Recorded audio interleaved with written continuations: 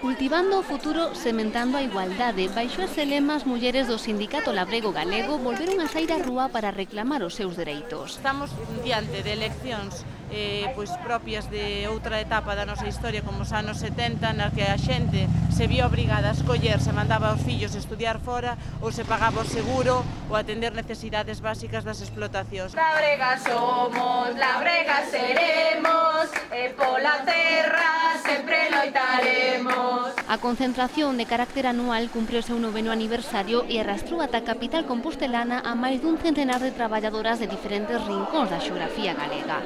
Mulleres de todas as idades, unidas polo seu amor á terra, pero sobre todo polas súas inquedanzas. Sí, eu penso que nadie pensa en nós. As contas non dan, porque se os gastos, os precios o mesmo, ou vai á baixa, e os gastos se multiplican, pois de verdad que o estamos pasando mal. Compartimos espacios donde somos, bueno, pues totalmente de momento minoritarias e tal, entón tamén necesitamos os nosos propios espacios de reflexión. Entre elas atopamos as historias de Isabel, Rosario e Ángeles. As tres levan máis de 2 décadas traballando no campo e ven neste tipo de encontros a mellor fórmula para seguir adiante en tempos difíciles. Reorganizámonos como debemos combatir esta crisis ou calquera problema que nos xurda. É bonito, é pasalo. Eu, por lo menos, para mí, positivo. Máis curta é a experiencia de María, que con 36 anos recoñece importantes problemas de relevo xeracional no sector. Nos cansaron de repetir e que oímos en todos os sitios que, bueno, pues estar na aldea como un atraso. Coa súa saída ao Parlamento puxeron punto final a 3 días de debate e reflexión marcados pola crise, pero tamén por outros temas de interese como a lei do aborto. Tratamos